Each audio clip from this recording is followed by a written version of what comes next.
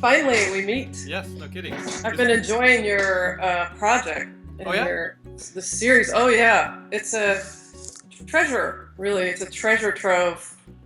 So what interviews did you find particularly interesting, or did you align with? I really enjoyed Marianne Williamson, and especially how she's really willing to look at the journey. And so she goes into political campaign and says, hey, I learned something from that. I didn't know that I needed to do certain things. And I thought it was really interesting what she said about one party really trains candidates and another one could do a better job of that. So she really is, that's central to what tensegrity is about. So it was really interesting for me. Just that she's claiming her experience and the knowledge and not trying to externalize it and say, oh, it was, because of this, people weren't friendly or that didn't happen. It's like, hey, I didn't realize that I needed to do some more of this myself directly, Yeah, and it's interesting to see people from that perspective trying to bring it into such a world as politics. I mean, that whole world just seems to be a world with its own set of rules that don't really have much to do with direct truth.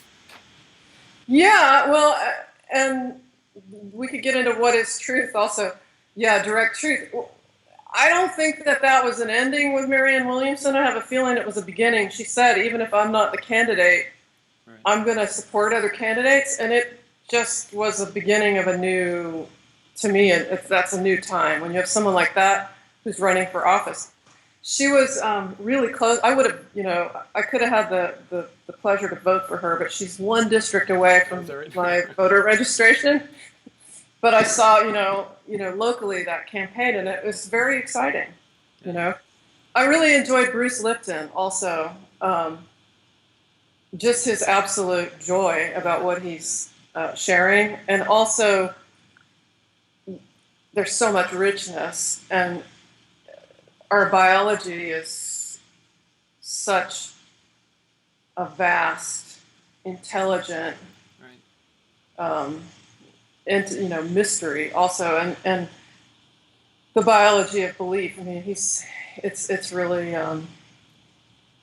so much in there. I almost can't really summarize it for you. Yeah, but it's interesting. Like I was saying, it's interesting that all these people from different perspectives, whether it's a biologist, a scientist, a politician, even though she's not necessarily a politician, they're pointing their light into all these different areas and bringing it to a more expansive, from my point of view, a more expansive idea of what it is, whether it's biology or socialism, whatever politics is. Yeah, and I think that's really, if we look at what the opportunities in our day and age, our time, mm-hmm, it's that kind of convergence that I think is going to really make the difference, right, for human beings. It's like, can we integrate diversity? And that's what you're really showcasing. And I think it's really exciting. Actually, I'll ask you one more person. If you saw Jose Luis Parise, did you see his interview? I saw a bit of it. And I saw you guys were talking about the ego and shamanism, and he's a psychotherapist, of course, so he's going to have a different thing. That was interesting, though. I mean, I could say something about that now for you if you want. I mean, first, Carlos, we really weren't talking so much about the ego. I thought it was interesting that he was saying that there's this warrior's way, and it needs to be clarified. We're at war against what? Right. And he, says the ego, and I'm like, that's very interesting, and I think there's some truth to that. For me, where we have to be careful, and he said it also, is if you start battling something, it's going to get bigger. And then the other issue is, for us, what is the ego? And he's got all the training to talk about that. Carlos would talk about the self, and he would talk about the me mind, and there's a little me and a bigger me. And so the self is really, Don Hahn would say the self is at the core of everything that's rotten in human beings and everything that's sublime. So if we're not trying to get rid of the self, I think he said that too. I agree with him. We're not trying to get rid of an identity. We're just trying to get some other options and get around it. If you don't have any sense of self, how are you're not going to be able to show up to work or feed yourself, take care of yourself and take care of this vehicle and do anything for anybody if there's no sense of self. There has to be some passion about what you're doing, all that stuff. That's what was enjoyable about Bruce Lipton also, now that we're getting into it, is the way he was engaging with that. And he had that eureka moment. Marianne was saying, no, I don't know, I don't go for the eureka moment. And that's really great. There's a spectrum of different experiences where we start to become aware of something that's bigger than us. Right. And so for me, it's been in stages. There's been different stages where it opens more. So that's the privilege if you get to follow a path. Is that you go through the story. You go through the linear story and all the things that happen in that story. And the nonlinear story too. Right. How, that you got the wheel of time as a description that the seers of Don Juan's line gave to time and experience. So you'll find yourself maybe spiraling through certain things. Oh, this is another turn, and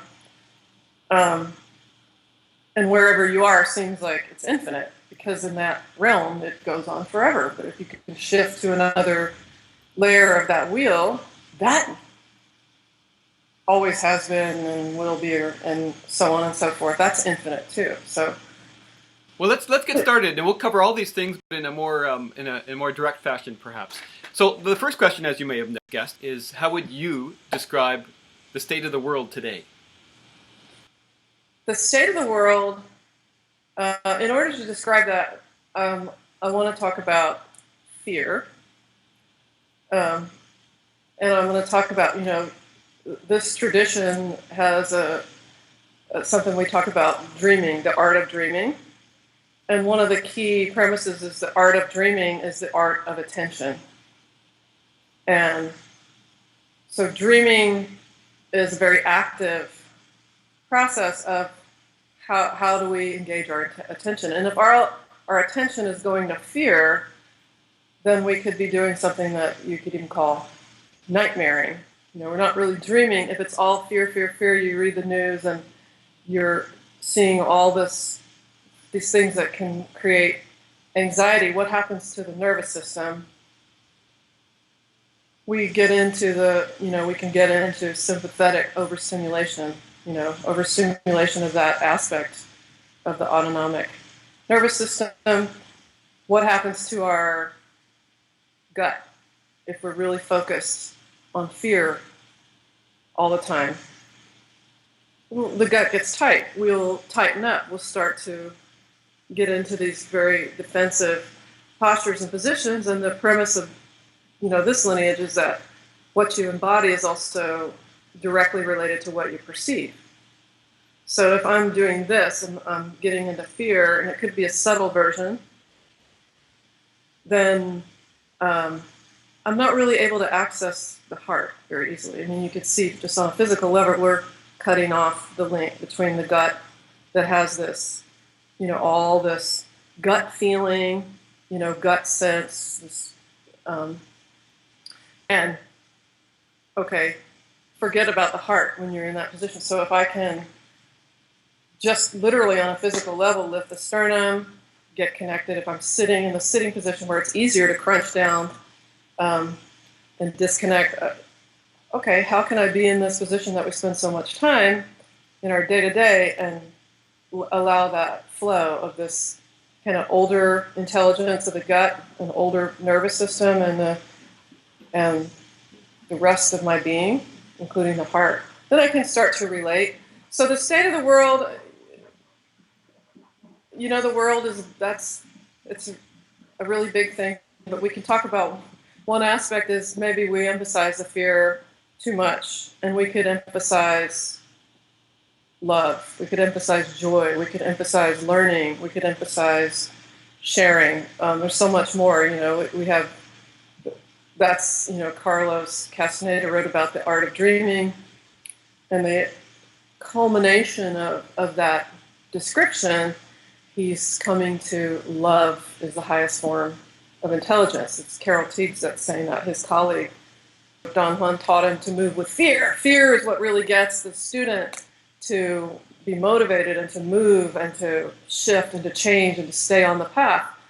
And she is saying, I dare to disagree, that there's love is greater than fear. And so that gets into what do we mean by love. I mean, we'll get there, but is that also a male-female dynamic? I mean, does a male need to be kind of dealt with a little bit differently than a woman would on that route towards awareness? Yeah, well, there may be some tendencies. What really, and that gets into my journey with this, male, female, what is a male, what is a female, and it's really up right now in the collective awareness, what is a man, what is a woman. Definitely there'd be some differences with different students and the way they were taught in this lineage. Whether that's strictly male-female I'm not totally sure about that. It would definitely be part of Carlos's experience that he's coming in with. He came in with a lot of, that kind of warrior mood to begin with. It's, and you could say that's a male construct, but there are for sure women that will come in, start on the path of knowledge, and it's going to be much, combat based for them too. Maybe the issues are different slightly, but it's really, I think, more an evolution of human beings, into away from fear, into love. Some people would call that, we're embracing the feminine. The way we were taught gender is a spectrum, and what's masculine and feminine, if we get black and white about it, we're out of perception pretty quickly, and we're starting to get back into a priori, males are this way, females are this way. There are certain features, does that give one an edge over another? Not necessarily, really. They both have gifts and challenges within those energetic features that women have and men have. So we could get into that. Physicality also affects that, does it not? I mean, our organs are different. Well, certain organs. And for this lineage, the womb is the organ of direct perception. It's the organ of dreaming. Women have this built-in biological organ. The biological function. Carlos would talk about primary purpose, secondary purpose. Primary purpose, we're giving birth, and that can be looked at as dreaming a child. There's a lot of intention that goes into giving birth, if we're doing that consciously. And then the secondary function would be seeing new possibilities, dreaming new dreams, seeing new ways of being, new ways of interacting, new solutions. Is that quality and is that trait exclusive to females? No. But they have a natural ability. What my teachers talked about, yes, women have a natural ability, and they have to overcome this trait of taking it for granted. Right. And my experience is I will meet, we've been doing seminars since 1993 now, meet a lot of people, a lot of questions, and I will have men come up and tell me about a dream, and they're very excited, and they have super detail about the dream, and they're so fresh, and I'm thinking, that's amazing, that was your dream last night. And they said, no, that was 10 years ago. They didn't take it for granted. So it may have been 10 years ago. At the same time, they're really studying it and doing something with it. That takes us, female might just be like, meh, So we have to overcome that. And Carlos said that's not innate. That sort of meh is not at all innate. It's been learned. Right. And it's been socialized. So that's what we have to overcome, is that learned indifference. But there's a possibility. And then the male has, the one word is that they have this steady, step by step, they're going to cone toward knowledge. They're going to take the step and the step and the step. And they're going to, the female is going to go this way. She's ranging at things. We all have male and female inside as well. There are certain places, men and women, different people will do it differently, go about things differently, different training, different predilection. So that's really what we're really looking for, is to integrate that steadiness and that openness for all of us. And we can all connect with that direct perception. We connect with the earth. That's a big mother that we're all connected with. So the men, they want to go direct. There's one way right there, your feet on the ground, instant connection as well. One of my start on this path, really one key turning point, was when I met Florinda Donner Grau at the Sisterhood bookstore. And I'd seen her 2 days before at the Phoenix bookstore, and then I saw her at the Sisterhood bookstore, and it is very symbolic. And she was looking at the female has this natural capacity for evolution. When you find new solutions, that's evolution, isn't it? And the seers of that line talked about, when they talk about the evolutionary power of the womb, it's that ability to intend something new, And one possibility they look at is, what if the dinosaurs intended wings? And that's how birds came into existence. And humans can intend all sorts of things. We have a challenge if the women, the beings with wombs, where's their attention going? And when Florinda was giving this talk at the Sisterhood bookstore, she was talking about the Lysistrata, the play by Aristophanes.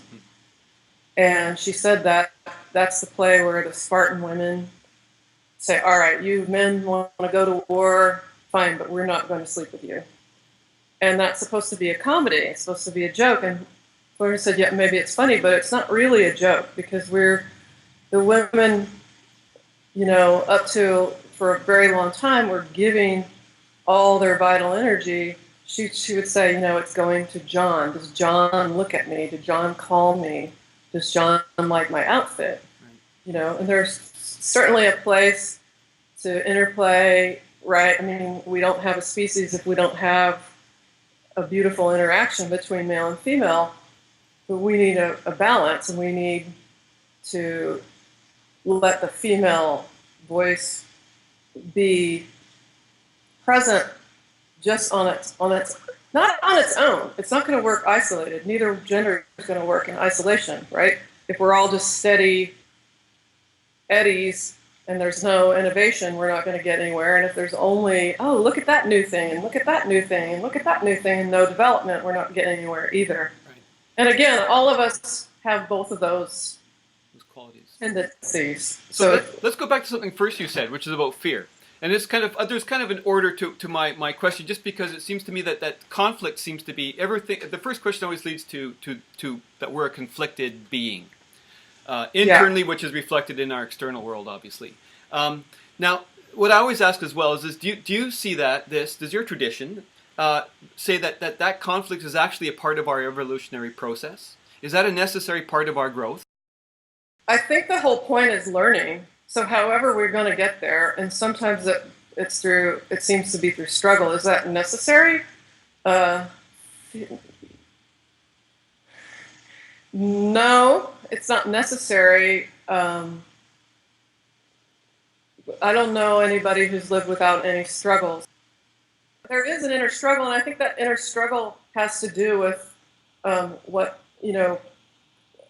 we're trying to limit that vastness that's wanting to go through us, and that awareness that is seeing the world through our eyes and the other person's eyes and the tree's eyes and the animal's eyes and the planet's eyes, and the planet is sentient. And it's not, through their senses, through their perception. If we're trying to narrow it down, that is going to create a conflict. And that's inevitable because there's some part of us that's always, at some point in our lives, if not several times, it's going to crash. And we live it's not going to work because that expansion is going to be bigger than this little thing, and it's not going to wait for us at some point. Does that make sense? Yes, it does for sure. And it seems like within that the void that you're talking about, perhaps, we live in this bubble of polarity. And do we require to experience the heights of joy? Do we have to experience the heights of the lows of pain? In other words, is it that polarity and that contrast that really allows us to understand what possibility is for expansion, basically? It seems to be that, some people call it contrast. Right. Yeah, there's all sorts that of... That is how we sometimes choose.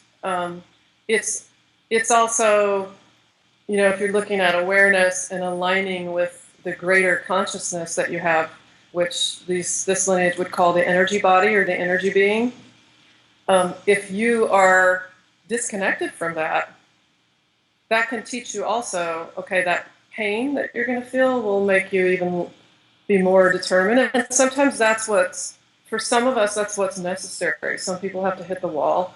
And Carlos would say, sometimes you have an advantage if you've really, it hasn't worked for you.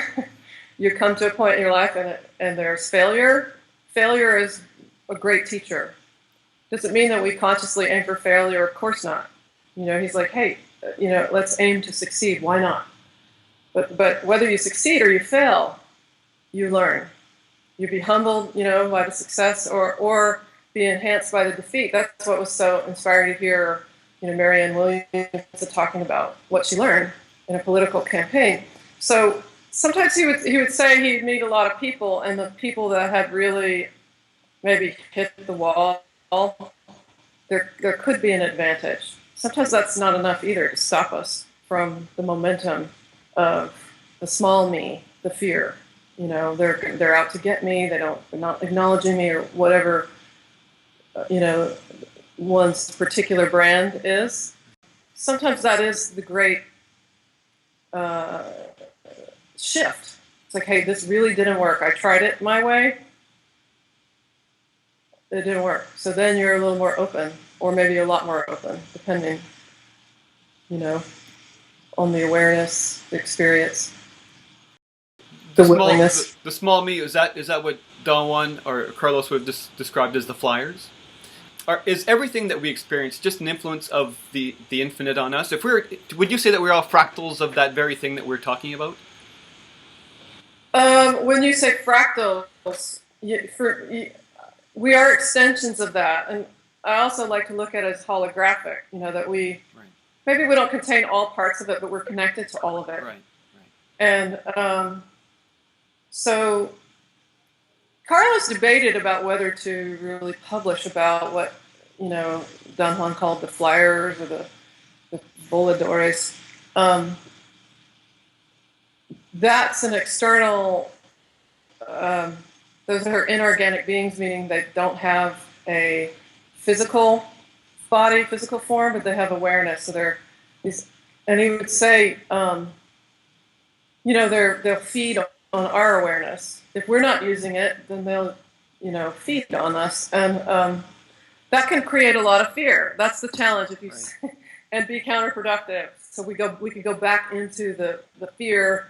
Oh my gosh, it's this huge enemy that I can't even see.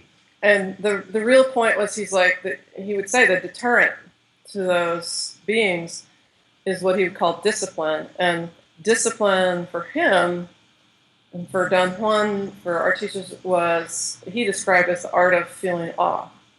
So it's maintaining that wonder, that openness, that aliveness, no matter what is coming. And that sounds really wonderful. And then when you want to put that into practice, we come into, I would have been fine, but Sarah wouldn't listen to my idea, or my neighbor was making noise and I couldn't really, rest, or you name it. And we could try to get ultra sophisticated and blame stuff on the flyers. Well, those terrible flyers, or the politicians, it's really easy to kind of complain. Right. So we could even take it to that level and just say, well, we've got these predators. I mean, and he would say, well, I'm only human. That's what we want. We're human, which is, wow, there's a lot of possibilities in this form. There's a lot of strength. There's a lot of resourcefulness. We have this energy being. We can travel anywhere in terms of our awareness. We can really access knowledge of all sorts through space and time. They're just for starters. And so which part of the human are you going to focus on? So for him, it's in a way, okay, noted. Let's note it. Throughout history, we've had this external mind that doesn't really care too much about this planet, for example. It's not from here. He would say one size fits all. It's sort of garden variety. I don't even want to say that because gardens are wonderful, but it's just really, one size fits all self-absorption, and right. Which is not the same as healthy self-care, right? It's that continuously going back to the fear of something's going to happen to me. I'm not going to have enough money. I'm not going to be good looking enough. I'm too old. I'm too young. I'm too big. I'm too small. And that is food. They don't control, any. But it still goes back to those external forces are not really the deciders. We are. Right. So if we don't indulge that, shift your focus somewhere. Take a breath. Exhale. First, before you take the breath, release a breath. And then you can get some fresh new air, some inspiration. You can go back to that state of wonder, of awe. And it's not necessarily a state of spacing out and there's, don't bother me, I'm in awe. Right. No, but it's just the absolute beauty and precision of everything that's coming our way. It's really a mirror to our vibration. So, he said that if you get past that particular predator, there's other more sophisticated ones waiting. So we can even have humor about that ultimately. It's like, look, can we be accountable for how we show up for things? Did I show up kind of helter-skelter and everybody else had to help me get there and then they didn't really do a good enough job? Or did I dream it? Did I know there's certain things I need to do, or rest, nurture, those types of things. Did I show up connected? Humans are waking up also. It's becoming more extreme.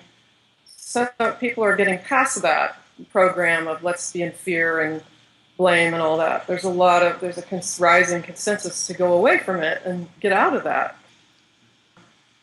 But what's also important to emphasize is that that's not by any means the only kind of inorganic being out there. And that's going right back into the fear, is to just project onto things that are unseen in the daily world that, they're all scary. That's coming from us, really. Right. It's coming from some of the choices that we make, and it's not to be blaming ourselves either, but we have the power really to step out of that, to exhale and let something else come in. Would you say that there is a universal intelligence or a grand design? There's definitely a universal intelligence that underlies everything we do.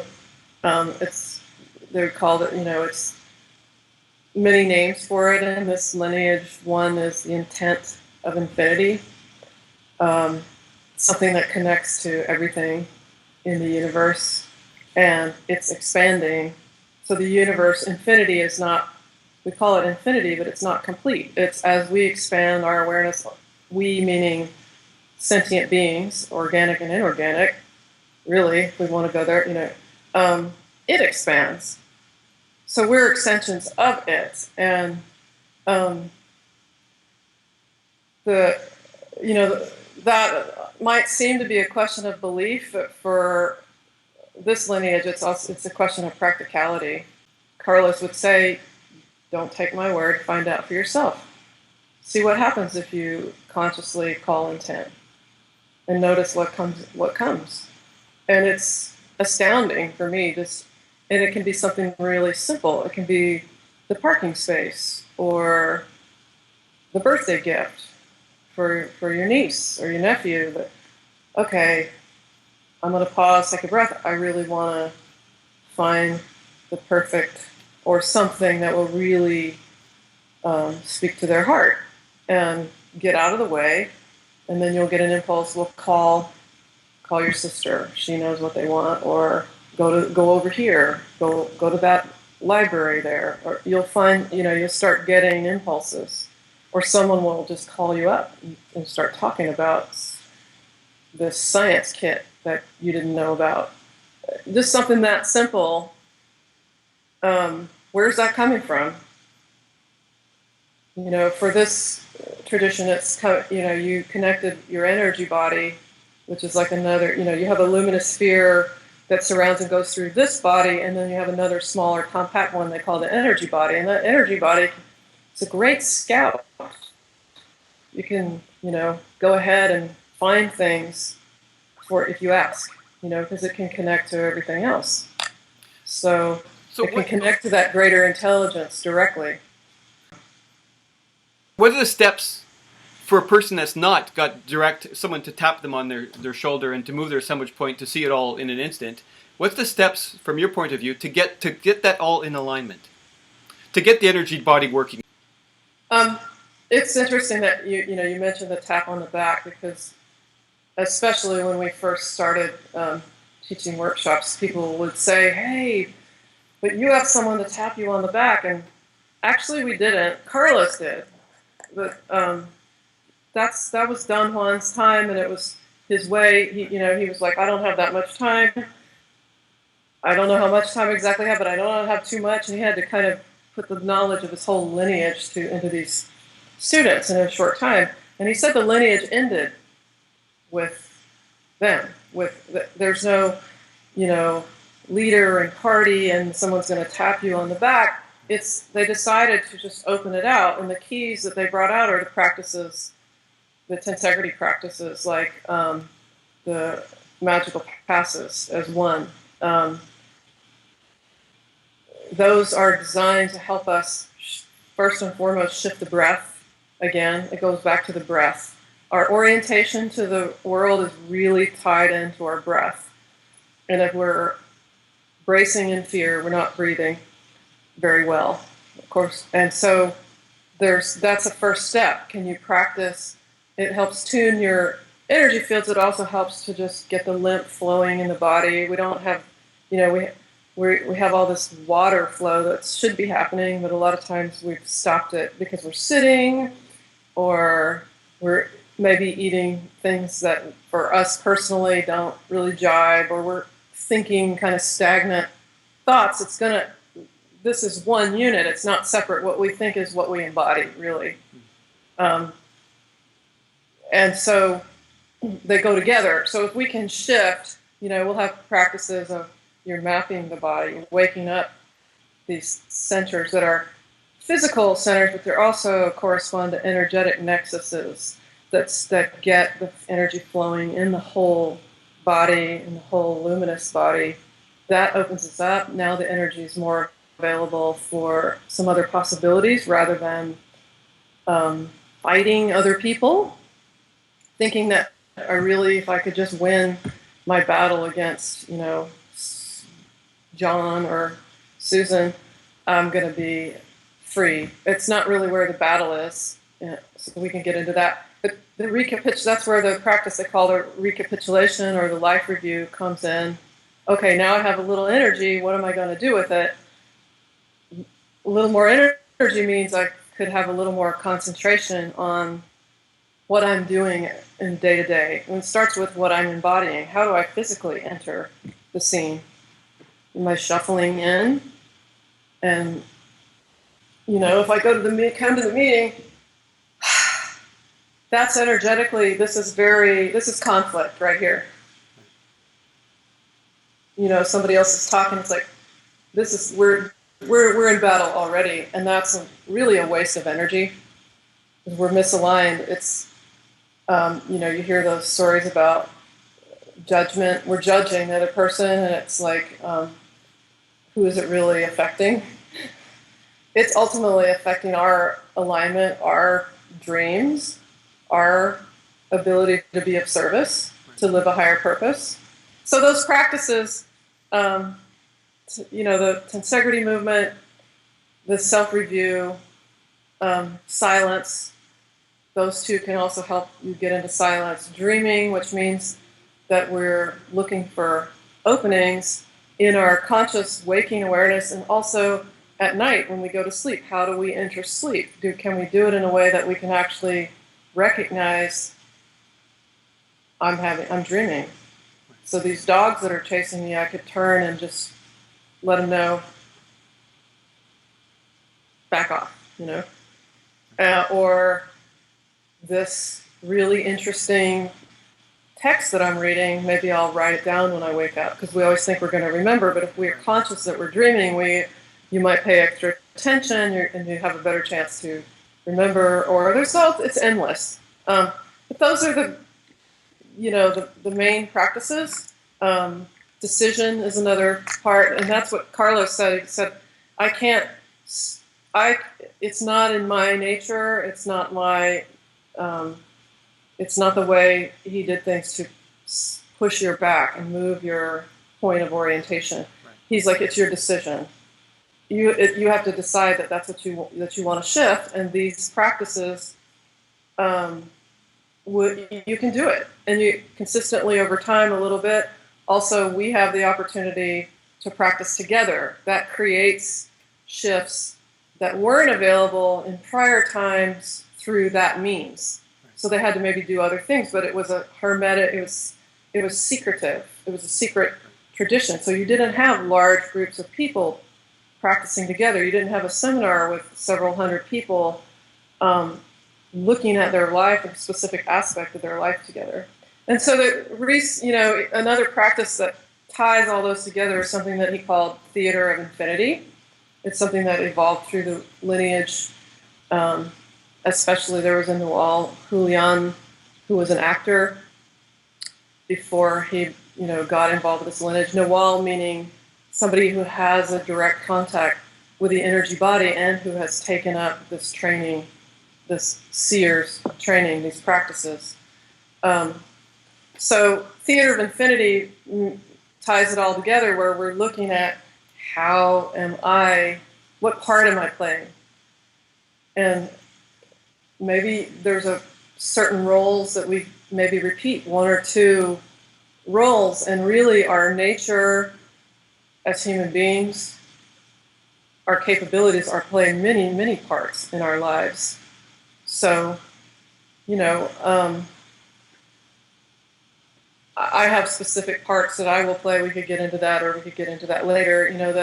Over time I get to learn, that's really repetitive.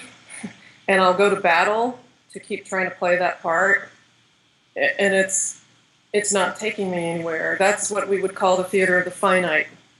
I'm going to repeat, and it's really different expressions of fear. Right. So in my case, the example would be, Carlos would say early on, we would be meeting to practice tensegrity at a studio together, he and his female colleagues and his students.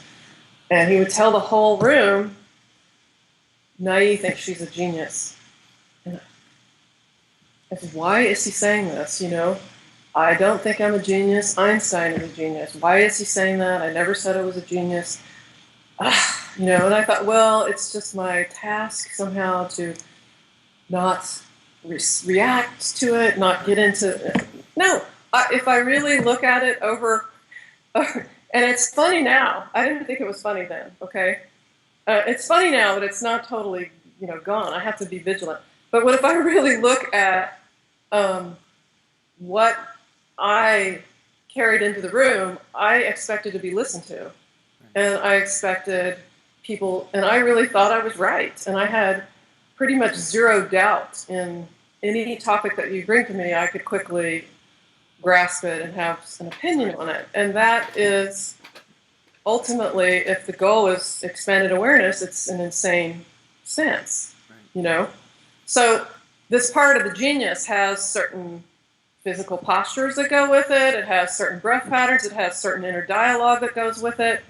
And you know, when it came time for me to step out of that role, like in order to function day to day, I almost couldn't function. I didn't know what to do. I didn't know how ingrained it was. And there's been stages of that over time. There's still, you know, days I'm like, well, why doesn't she want to hear my insight? Right. Because that's not the part to play today. The part would be maybe let's expand the repertoire. You know, a really great actor will be able to play different parts. So what about the part of enhancing someone else's idea? And in my case, especially another woman's idea. We're back to the sisterhood bookstore. So that's something, that's a theater of infinity. My old role would be to be kind of overtly or covertly really edging one way or another that I'm going to get whoever I think is the dominant male in the room. I'm going to be number one. I'm going to get their attention one way or another. And for me, it was through verbal stuff. I learned to read early, and that's what he said. She thinks she's a genius because she could read when she got to first grade. And I thought, oh, he exaggerates. He didn't. Right.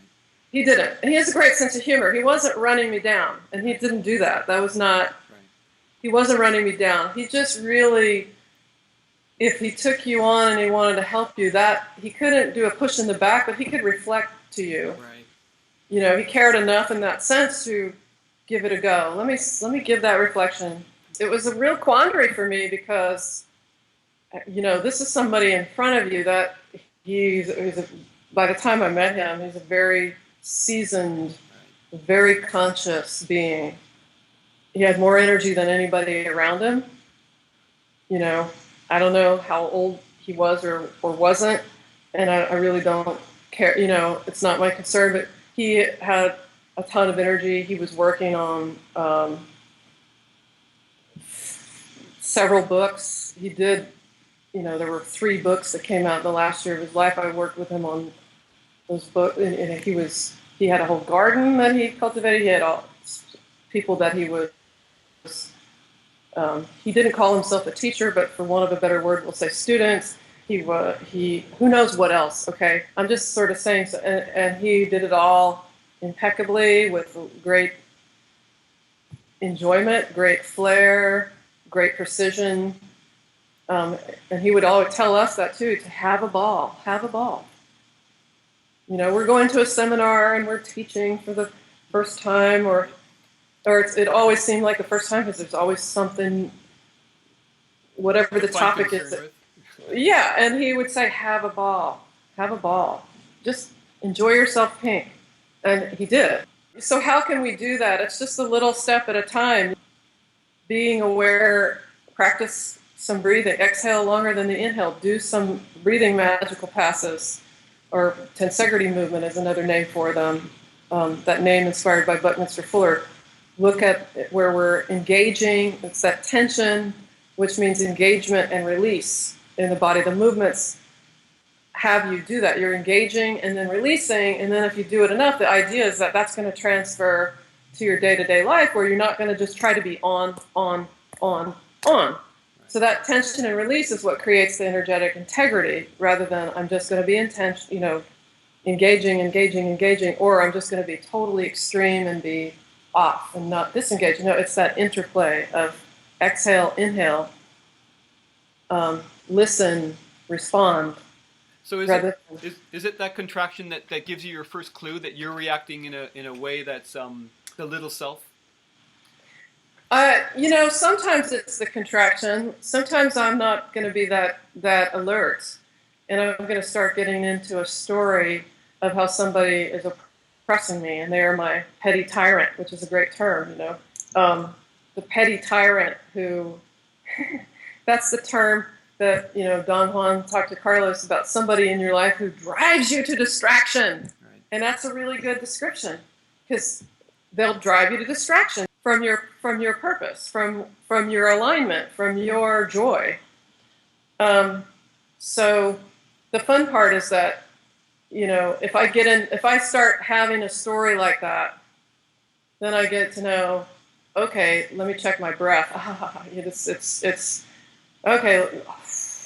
Hopefully I'll exhale pretty soon. Sometimes I want to just keep going, and I want to tell somebody else, no, but look at what he's doing, or she, or them, and then hopefully you catch that somewhere in one of those elements. The dialogue might be what you notice, where you start going into, it's just, there's no point, who's getting misaligned. It's a lot of times it's this first, Right. and then that'll pull the rest of this with it. What Carlos was looking for with tensegrity is that we are going the other direction, that if there's one part of us that starts to wander, that integrity of our practice, meaning our presence, our awe, will pull that back into line. So if I'm present, then I'll start going, oh, I've been, quietly, maybe for an hour or for a month or for a decade, judging somebody on something. Sooner or later, I need to recognize that's really about me. They may or may not be doing whatever it is I think they're doing, but for sure it's something that's a blind spot for me if it's driving me to distraction. Why am I so obsessed with that? Because it's my unseen part. So they gave me a gift ultimately, that they pushed me to drive me to consciousness. From my impression from the books is that Don Juan achieved third attention, whereas and Carlos being the putting the golden clasp on that lineage was to reveal it all to the world. So like you say, that kind of secretive nature that they sort of sprung from due to the time that they lived in and came from. It seems that this is a time now for everything to be out in the open. Would you agree that that's what you've taken this lineage to? Yeah, that's absolutely the case, and it comes right to the theme of this whole series, is the state of the world. And Carlos, Florinda, Donna, Taisha Ablar, Carol Teagues, and his colleagues, who are my teachers and the teachers of my colleagues. They were all in different ways, made the statement that this is not the time for secrecy. Look, the clock is ticking. Carlos would talk about it's 11:45, and then he would say, it's 5 minutes to 12. There was one time where he would talk about other species are evolving faster than we are. It's not the time for secrecy.